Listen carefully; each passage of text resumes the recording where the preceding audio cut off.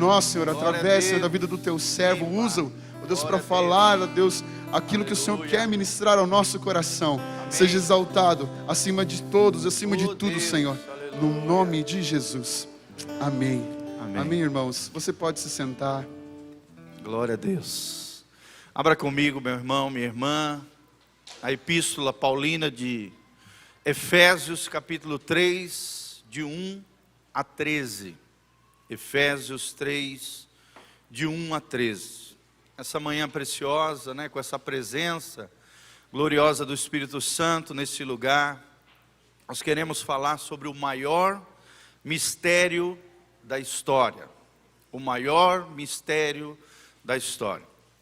Como introdução, nós queremos apenas recapitular aquilo que já abordamos no capítulo 1 de Efésios 1. Nós falamos sobre o plano eterno, a grandeza do chamado de Deus, a riqueza da herança que os filhos de Deus possuem no Senhor e a grandeza do poder disponível na vida de cada crente, de cada cristão.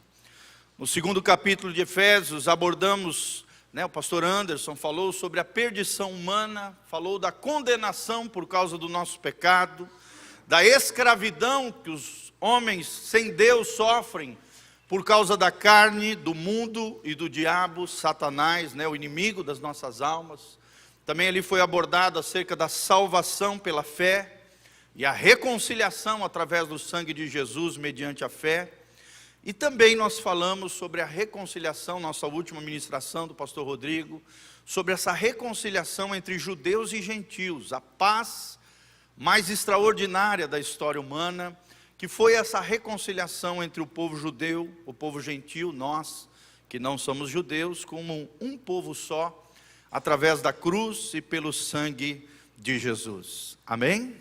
Agora nós vamos continuar essa jornada através da carta de Paulo aos Efésios, lendo o capítulo 3, de 1 a 13, e falando juntos aqui sobre o maior mistério da história.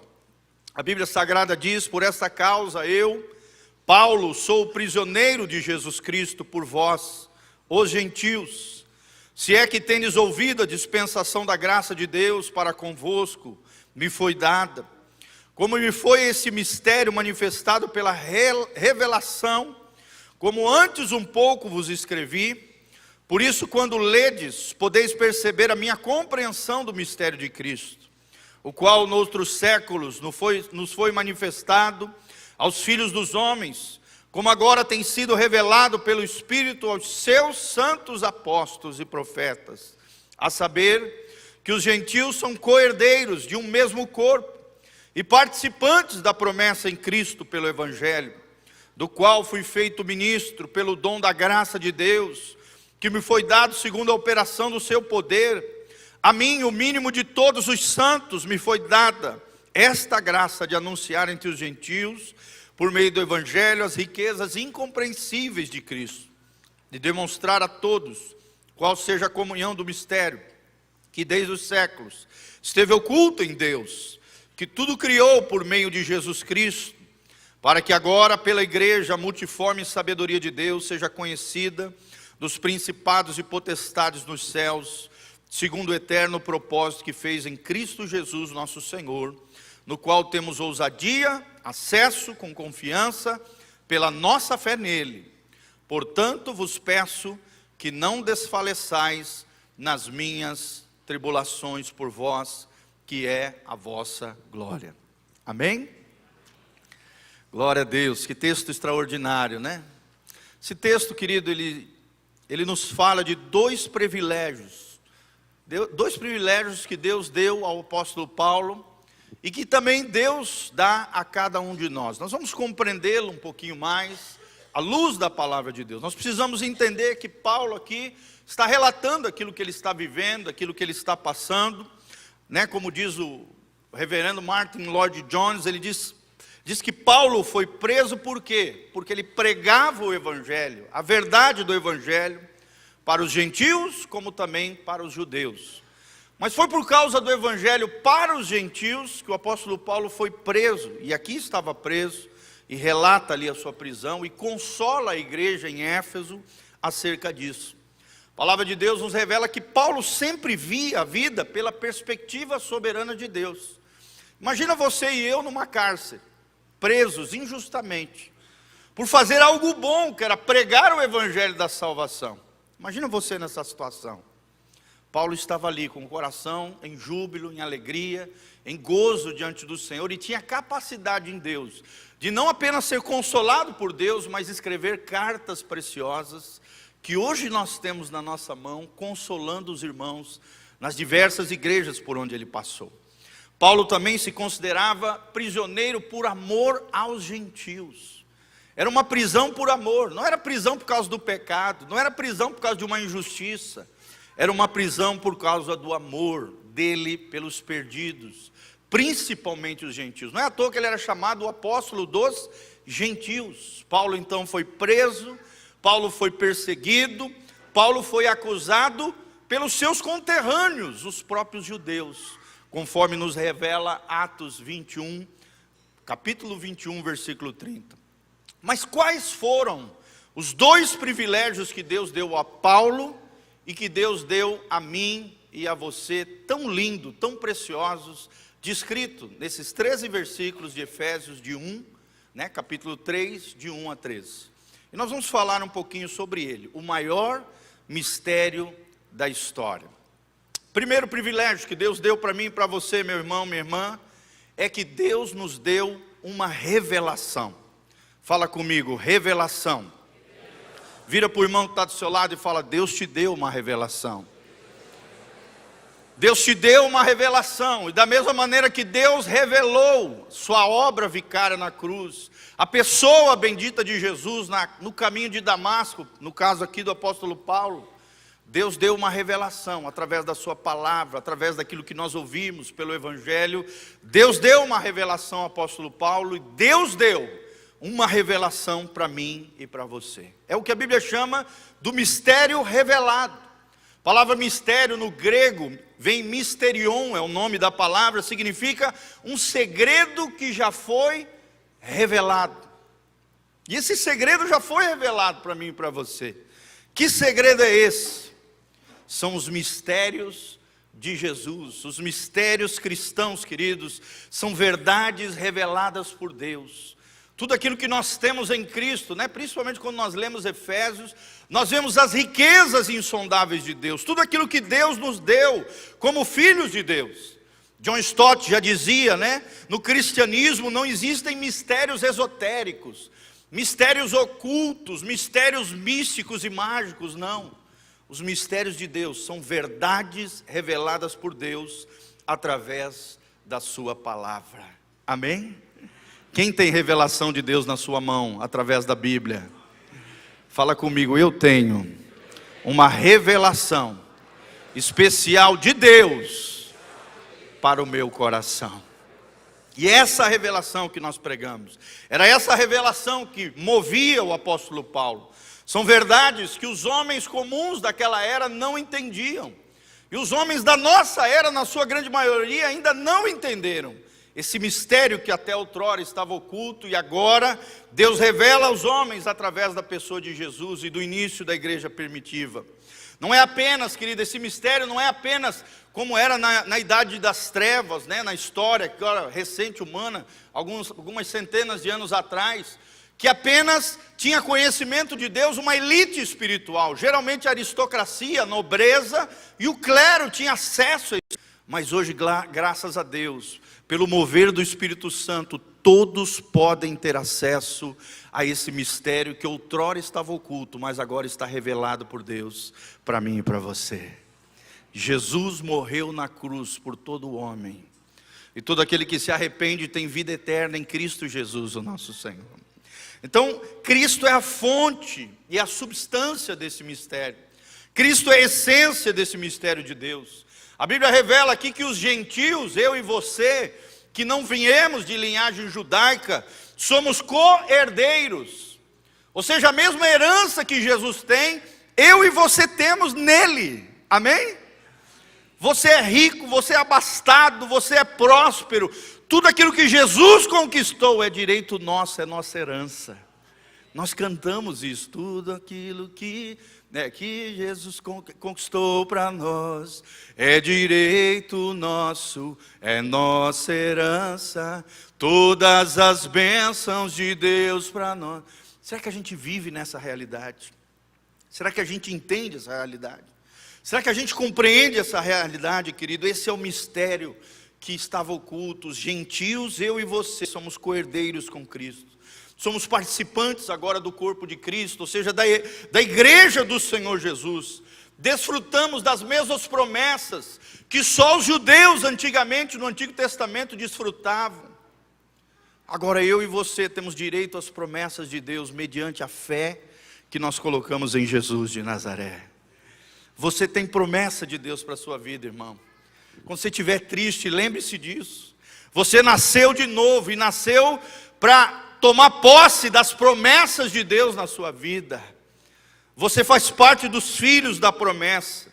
Você é co-herdeiro com Cristo. Misterion, mistério. Nessa palavra grega significa diz respeito a Cristo. A Cristo unido num único povo. Que povo é esse? Os judeus que creram em Deus e agora os gentios. E também os judeus que acreditam em Jesus.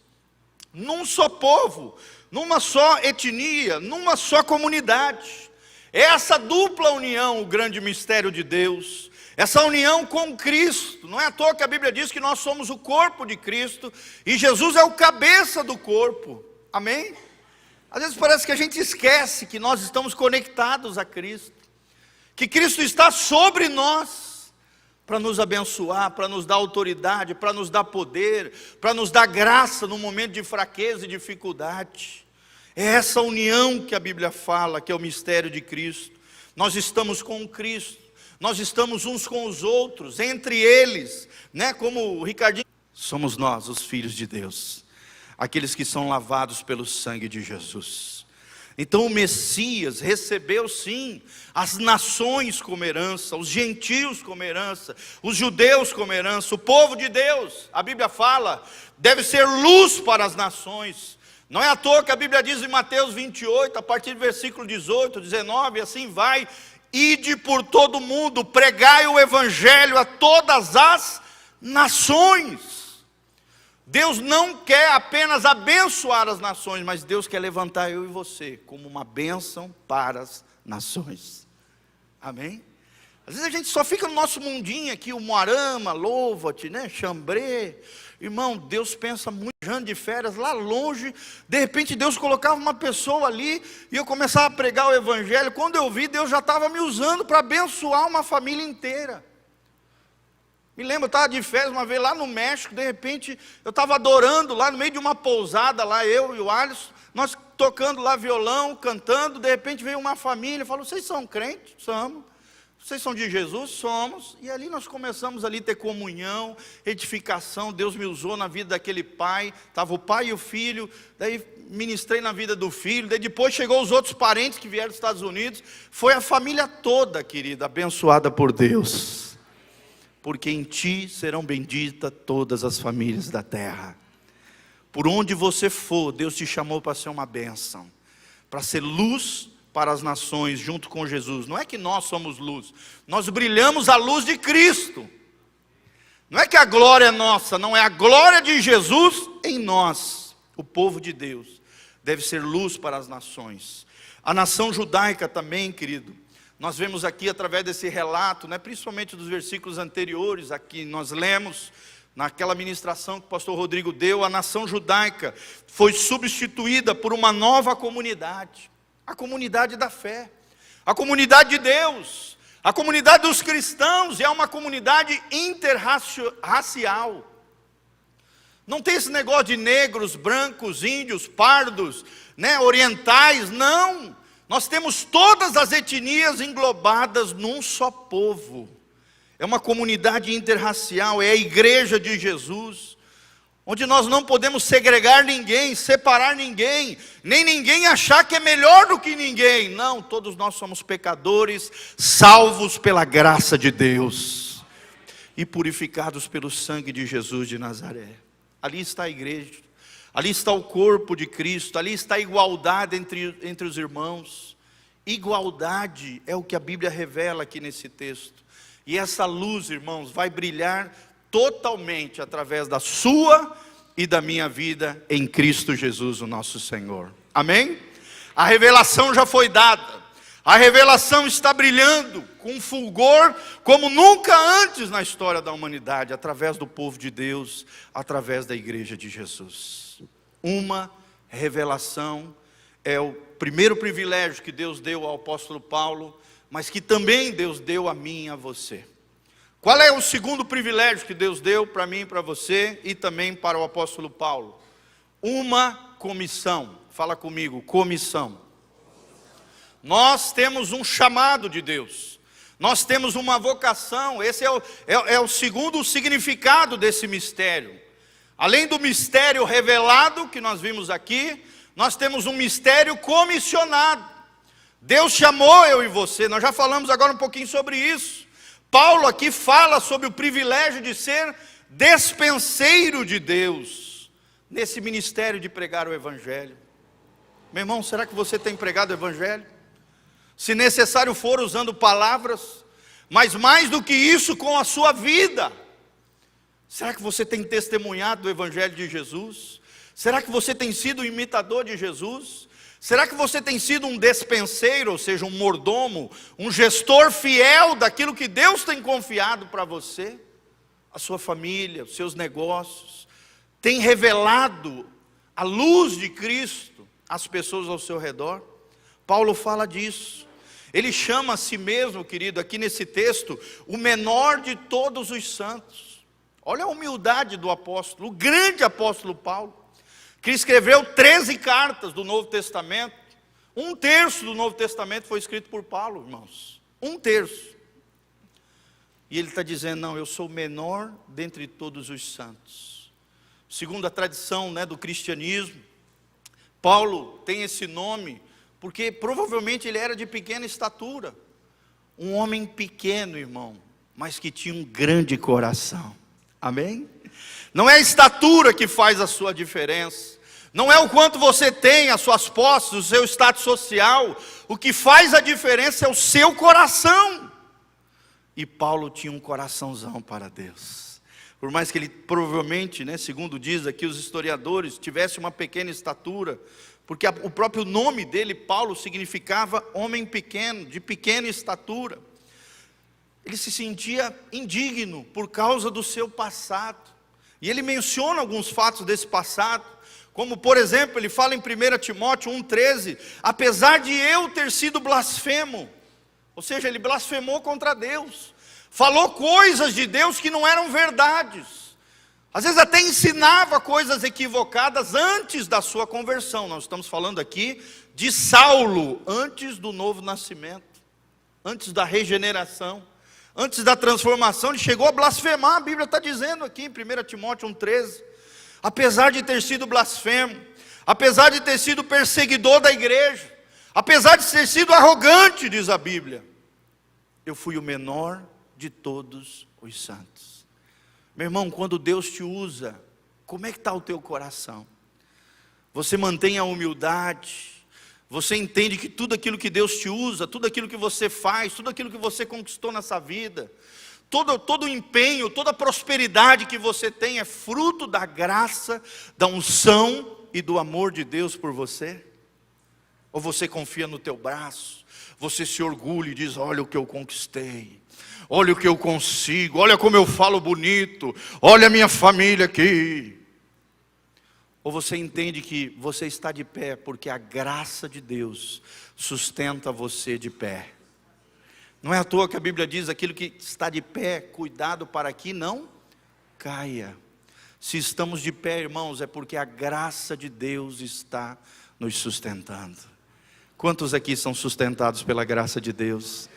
Lembra, não é porque você é bom, não é porque você é bonito, não é porque você é rico, não é porque você tem talento e dom que você conquistou ou ganhou ou tem tal coisa. Não, irmão, é porque a graça de Deus tem te abençoado. Tenha uma atitude de humildade, mesmo quando Deus te usa, mesmo quando você conquista, mesmo quando você tem sucesso, lembre-se, é a graça de Deus na minha vida. Então nós vemos Paulo dizendo: eu sou o menor de todos os santos. Não é que isso seja autopiedade por parte de Paulo. Não é que ele também está sendo hipócrita, ou um tipo de hipocrisia paulina. Não. É porque ele reconhece a sua fraqueza. É porque ele reconhece de onde Deus o tirou. É porque ele reconhece aonde está a sua força. É porque ele reconhece a sua pecaminosidade. Amém? Será que você tem reconhecido isso, irmãos?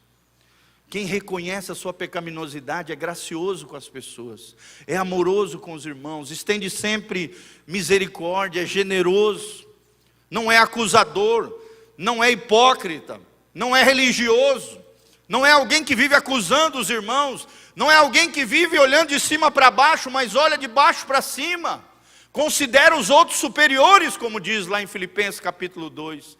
É alguém que tem o mesmo sentimento que houve em Cristo Jesus, que se auto-esvaziou, que se humilhou, que tomou a forma de servo, foi semelhante, aos homens, foi obediente até a morte, diz a palavra, e morte de cruz.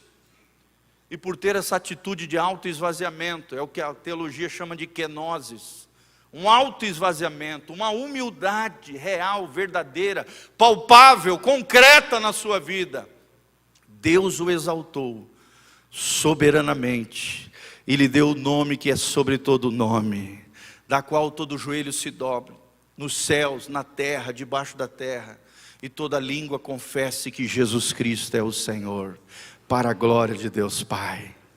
Amém, irmãos? Às vezes a gente quer exaltação, mas não entende que o processo de exaltação começa com a humilhação, com a humildade. Olha a humildade de Paulo. Ele fala disso, ele combina uma humildade pessoal com uma autoridade apostólica, irmãos. É isso que nós temos que ter.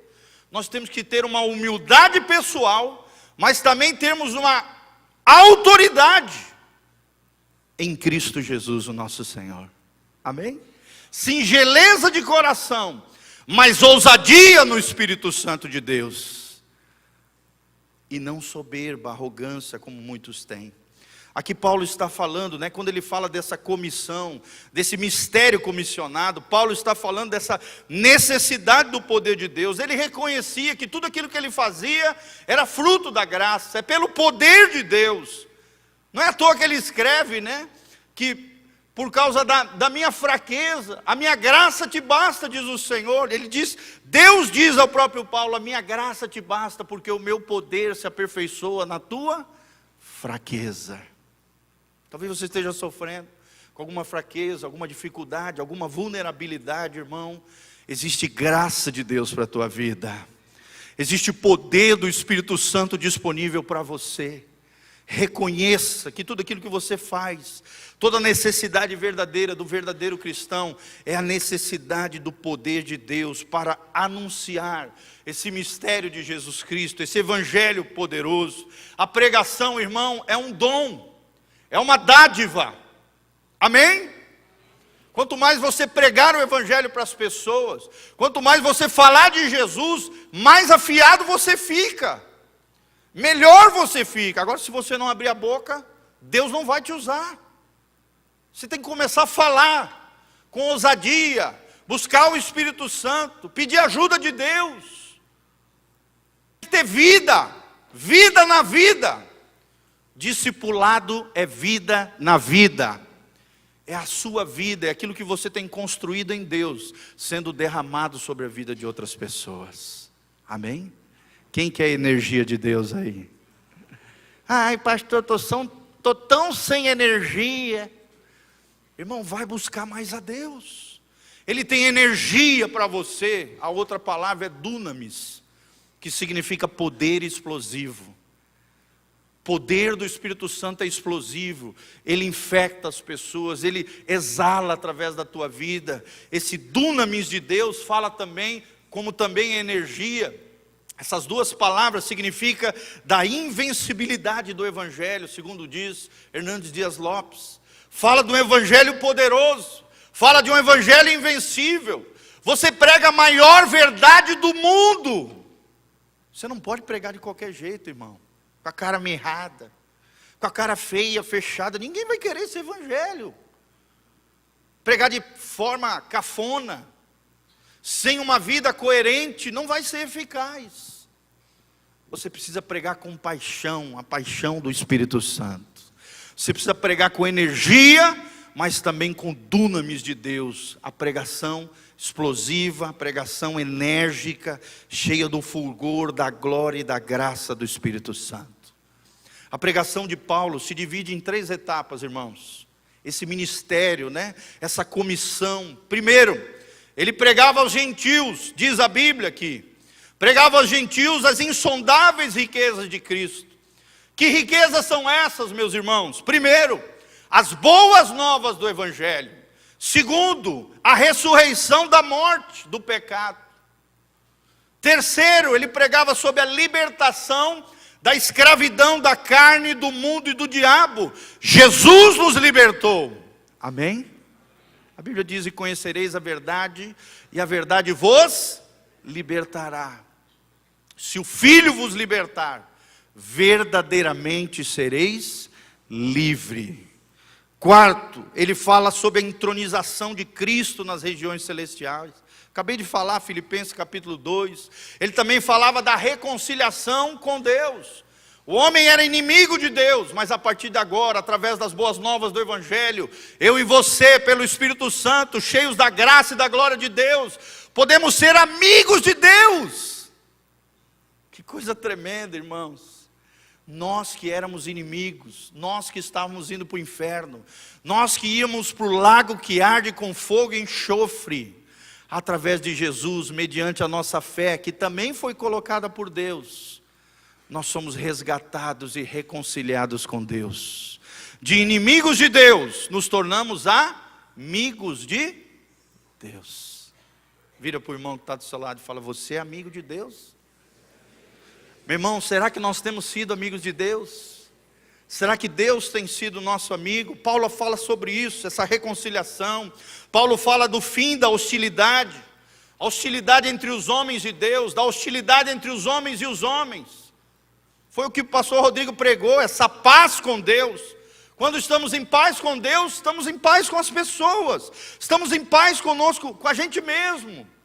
Também fala desse ingresso na família de Deus. Tudo isso, irmãos, são as riquezas insondáveis em Cristo, a nossa herança gloriosa em Cristo Jesus, nessa vida, e também no porvir, o dia que nós subiremos com Ele em glória, quando nós receberemos dEle novos céus e nova terra, quando nós entraremos nos portais celestiais e ouviremos da voz do Senhor Jesus dizendo: vinde, amados meus, entrai no gozo do Senhor.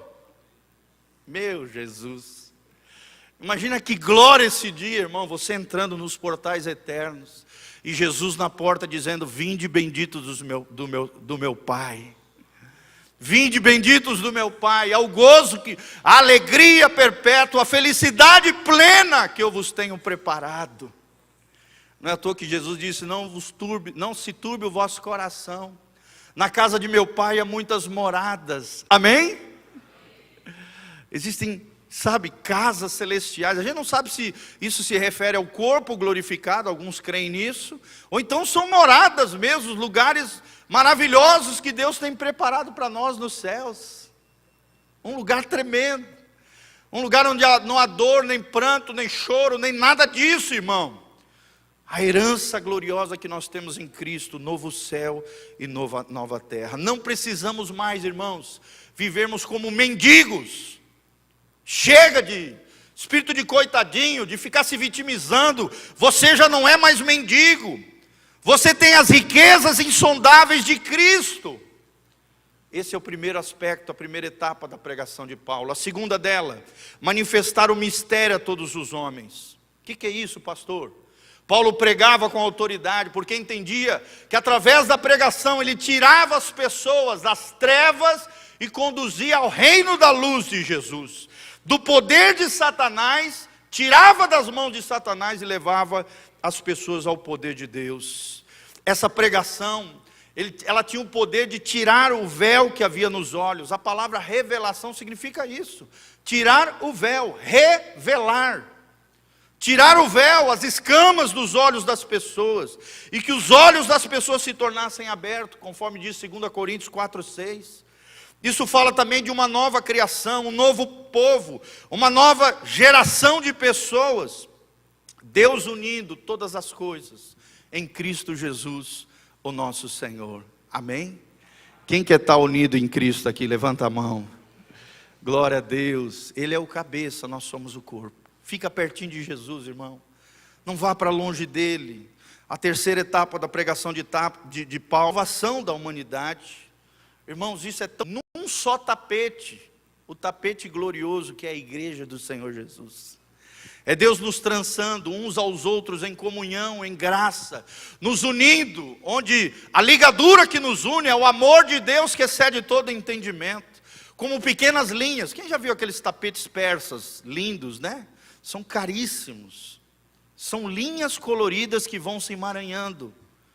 Irmãos, essa é a sabedoria de Deus. Pessoas diferentes, de diferentes etnias, de diferentes cores, de diferentes backgrounds familiares, contextos familiares diferentes, pensamentos diferentes, todos unidos num só coração, num só propósito, na igreja do Senhor Jesus. Como se fosse um tapete todo colorido, lindo, persa, onde a glória de Deus é revelada até para os anjos. Amém? Quem faz parte desse tapete glorioso que é a igreja?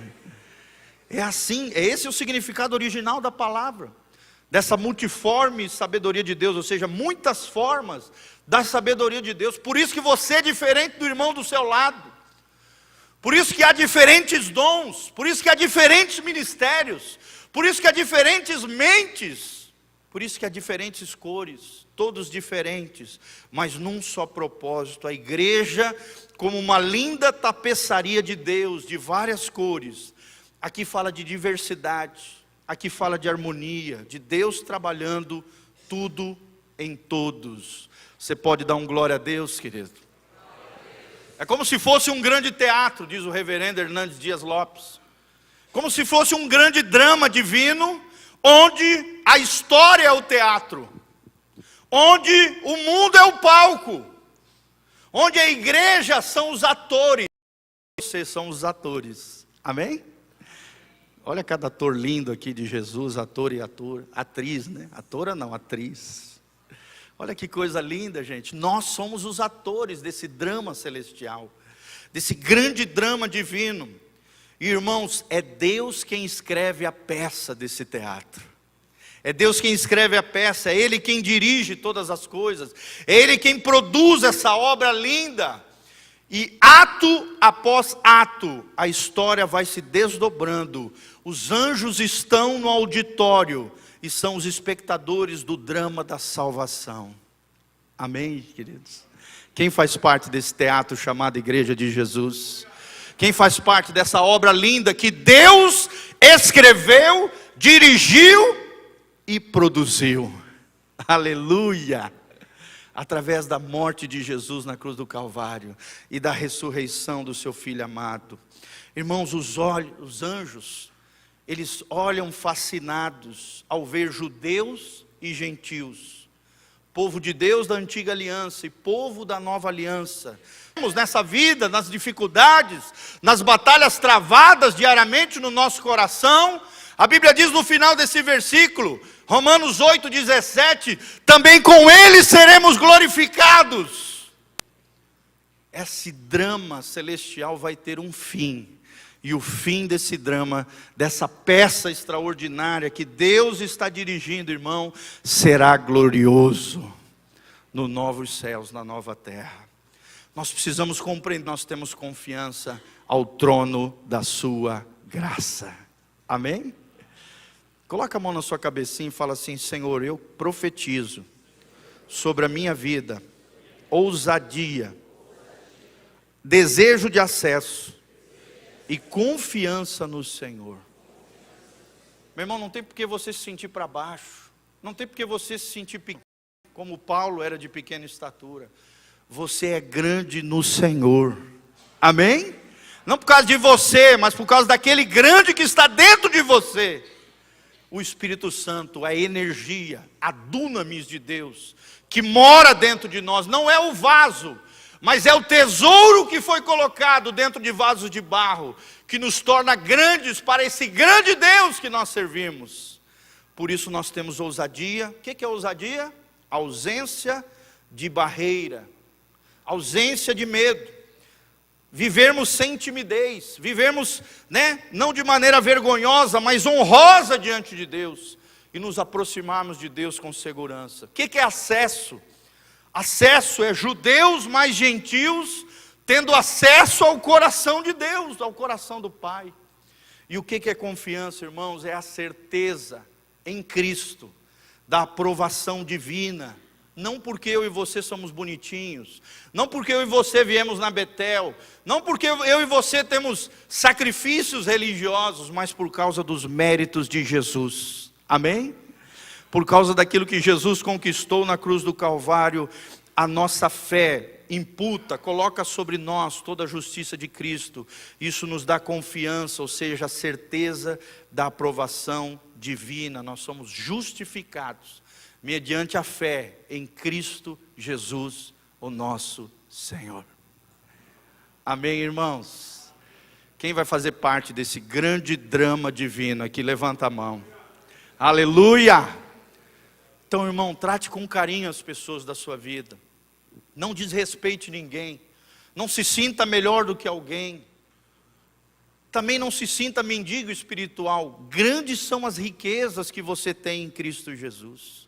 Levante-se nele, tenha acesso ao coração do Pai, entre com ousadia, pregue com ousadia, fale com confiança dessas boas novas extraordinárias que nós temos em Cristo Jesus, o nosso Senhor. E se levante agora comigo com fé, coloque a mão no seu coração, coloque-se de pé, vamos orar diante do nosso Deus. Dê a mão para essa pessoa maravilhosa, essa cordinha colorida aí que está do seu lado. Vamos fechar esses tapetes aqui, esses corredores aqui, essa tapeçaria divina do Senhor. Olha que coisa linda, família de Deus.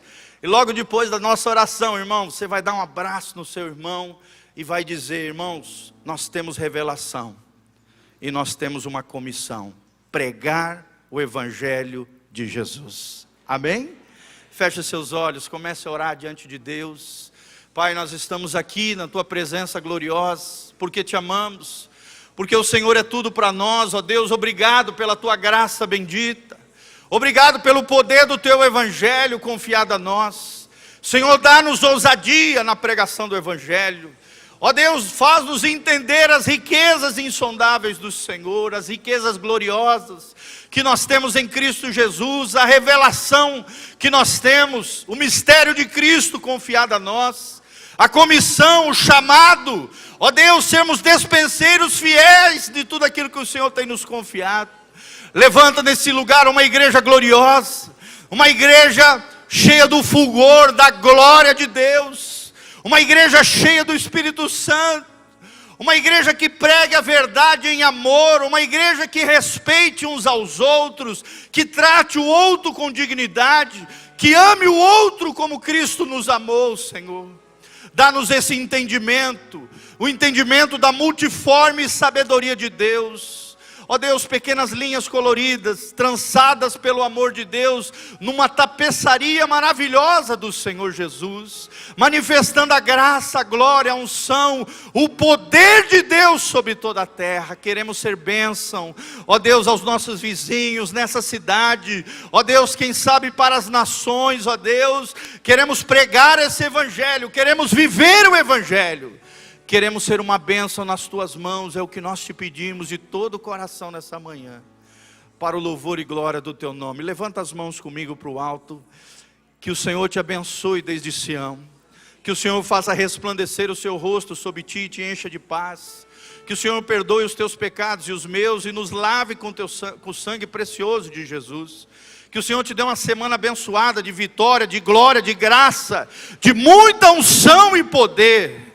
Que a bênção do alto venha sobre você, sobre a tua casa e a tua família, e que o Senhor mantenha íntegros e irrepreensíveis o teu corpo, a tua alma e o teu espírito. Louvado seja o nome do Senhor. Dê um abraço nessa pessoa linda e maravilhosa. Que Deus te abençoe, meu irmão. em nome de Jesus. Amém e amém.